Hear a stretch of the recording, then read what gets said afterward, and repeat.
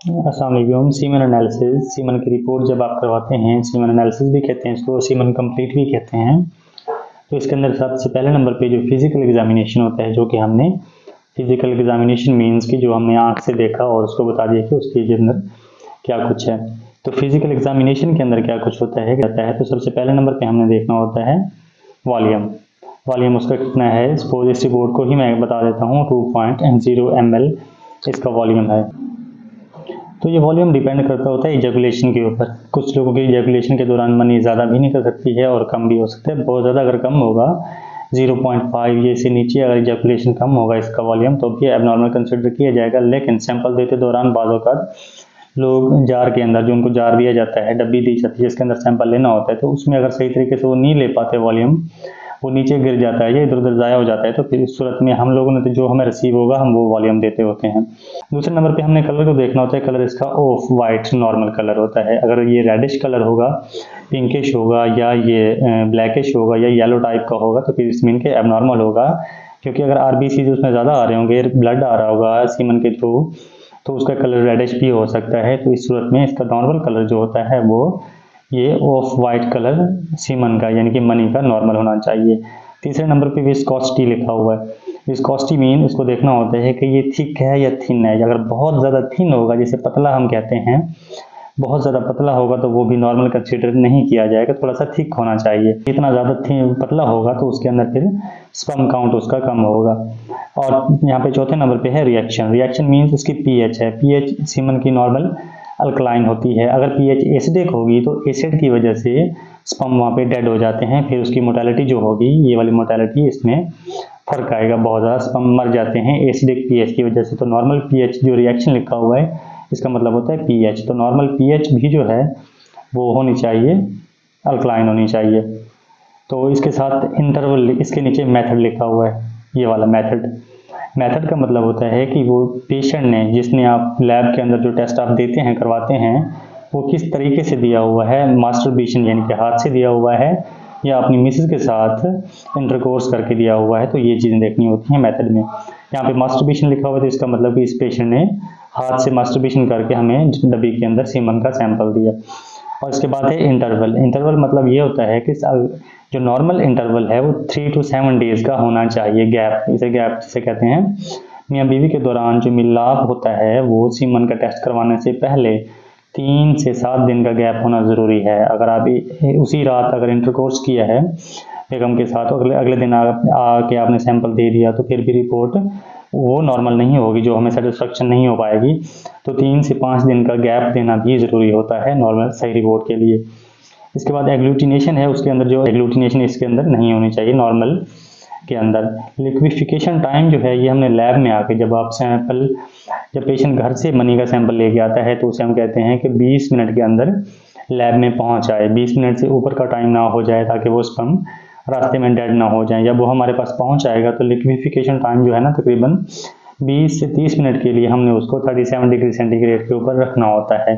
क्योंकि थोड़ा सा वो थिक ज़्यादा होता है तो उसको लिक्विफिकेशन टाइम इसलिए देते हैं ताकि थोड़ा लिक्विफाई हो जाएगा और उसके अंदर जो स्पर्म है वो फ्रीली मूव करने लग जाए, ताकि हमें उसकी सही तरीके से मोर्टेलिटी का पता चल जाए। अगर वो लिक्विफाई नहीं होगा तो फिर स्पर्म एक दूसरे के साथ जुड़े पड़े होंगे और वो सही तरीके से मूव नहीं कर पा रहे होंगे, क्यों कह लें कि वहाँ पे फंस के चल रहे होंगे, इसलिए फिर मोर्टेलिटी में सही तरह हमें पता नहीं चल रहा होता। तो इसलिए उसका लिक्विफिकेशन टाइम जो है वो 20 से 30 मिनट का होना भी ज़रूरी होता है।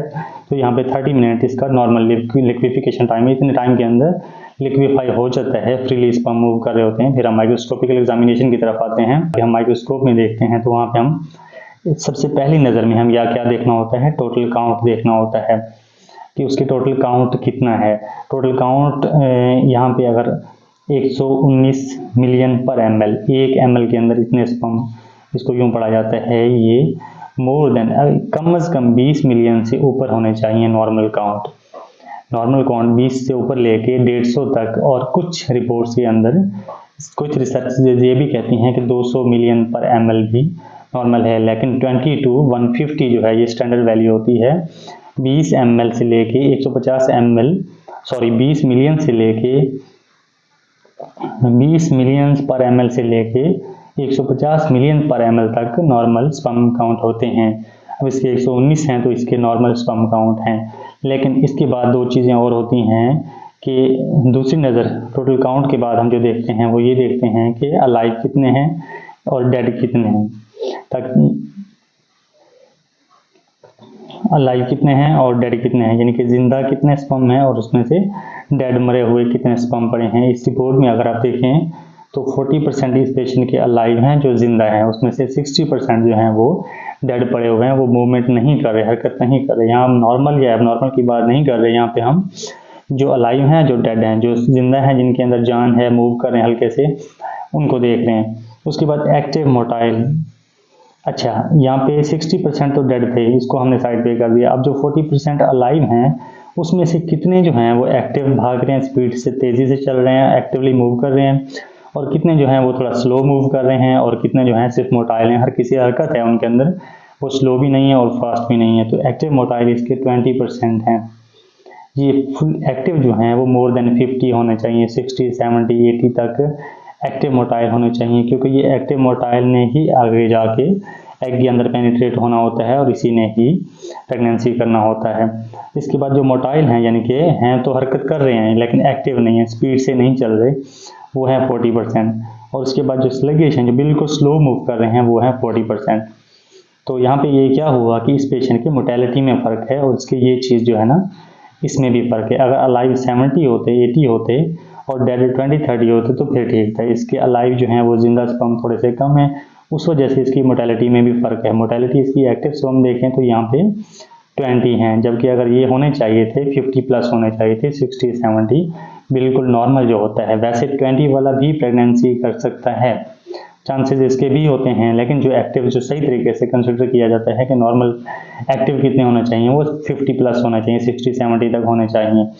होने को ये भी कर सकता है प्रेगनेंसी, 20% वाले के भी चांसेस होते हैं, लेकिन बहुत कम चांसेस होते हैं। इसके बाद हम मॉर्फोलॉजी में आ जाते हैं। इसके बाद माइक्रोस्कोपिकल एग्जामिनेशन के बाद हम आगे मॉर्फोलॉजी में। तो इसमें दो चीज़ें मेन देखनी होती हैं कि नॉर्मल स्पर्म कितने हैं और एबनॉर्मल स्पर्म कितने हैं। इस पेशेंट के नॉर्मल 70 हैं और एबनॉर्मल 30 हैं। कुछ हद तक ये बेहतर है, जो नॉर्मल स्पर्म होते हैं वो मोर देन 65 होने चाहिए नॉर्मल, उसके नॉर्मल हैं 70। नॉर्मल और एबनॉर्मल से यहाँ पे ये मुराद लिया जाता है कि जो स्पर्म होता है उसकी प्रॉपर शेप होती है, उसके यहाँ पे हेड भी होगा, उसकी हल्की सी नेक भी होगी और उसकी टेल भी होगी। तो स्पर्म के अंदर यहाँ पे इसका जेनेटिक मटेरियल होता है, इसका न्यूक्लियस होता है, प्रॉपर हर चीज़ होती है इसके अंदर। तो हेड, नेक, ये इसकी बॉडी और टेल, एंड में पूंछ होती है, जो ये सारी चीज़ें नॉर्मल होनी चाहिए। उस स्पर्म को नॉर्मल में कंसिडर किया जाता है। कुछ स्पर्म की अगर टेल यहाँ पे नहीं है तो वो नॉर्मल नहीं होगा, अगर हेड नहीं है, सिर्फ टेल पड़ी है, तो वो भी एबनॉर्मल में आएगा। कुछ स्पर्म अगर छोटे से बिल्कुल पड़े हैं और वो उनकी टेल प्रॉपर सीधी नहीं है तो एबनॉर्मल में आएगा। किसी स्पर्म का सर जो है वो चिपका सा पड़ा होता है तो वो भी एबनॉर्मल में आएगा। इसके बाद ये यहाँ पे हैं, इसके एबनॉर्मल 30 हैं, ये नॉर्मल है। नॉर्मल एबनॉर्मल इसके तकरीबन ठीक हैं, नॉर्मल 70 हैं, एबनॉर्मल 30 हैं। उसके बाद पस सेल है, ये लाजमी देखा जाता है। पस सेल इसकी पेशेंट की हैं 15 to 20 पर हाई पावर फील्ड, ये नहीं होने चाहिए। अगर 0 to 2, 1, 1, 2, 3 तो कुछ हद तक माना जाता है। अब इस पेशेंट के अगर 15 से 20 पस सेल इसके अंदर आ रहे हैं तो इट्स मीन के यहाँ पे इन्फेक्शन है इसी वजह से, और इससे हो सकता है कि इन पस सेल्स की वजह से, इस इन्फेक्शन की वजह से इसकी मोर्टेलिटी में फ़र्क पड़ रहा है। इन्फेक्शन है स्पर्म के अंदर तो इसलिए जो एक्टिव वो प्रॉपर नहीं है, अलाइव भी ज़्यादा नहीं है, तो इस पर ये पस सेल्स नहीं होने चाहिए नॉर्मल स्पर्म के अंदर। अगर 0 से 2 या 2 से 3 ये होते तो फिर चलो ठीक है। और इसके अलावा लास्ट में जो है इमेच्योर सेल। इमेच्योर क्या होते हैं? जो मैच्योर नहीं हुए होते हैं और बिल्कुल छोटे होते हैं, अभी इमेच्योरिटी उनके अंदर होती है। जब स्पर्म बनता है टेस्टिस के अंदर तो फिर उसका कुछ प्रोसेस होता है, वहाँ पे वो मैच्योर होता है। पहले छोटा होता है, जिसमें एक सेल है, एक इंसान है, एक बच्चा है, पहले छोटा सा होगा, फिर वो मैच्योर होता जाएगा। जैसे जैसे बड़ा होता जाएगा उसके अंदर सारी समझ, उसकी एक्टिविटी, उसकी जो ग्रोथ, उसके ऑर्गन्स की ग्रोथ सारी प्रॉपर हो जाती है। स्पर्म की भी इसी तरह पहले ये मैच्योर होता है, छोटा होता है, और ऐसे ऐसे ये मैच्योर हो जाता है। फुली जो एक्टिव स्पर्म होगा वो फुली मैच्योर स्पर्म होता है। तो जो इमेच्योर होते हैं इसके ये यहाँ पे 10 to 12 दिए हुए हैं, 10 से 12 ये भी ज़्यादा हैं।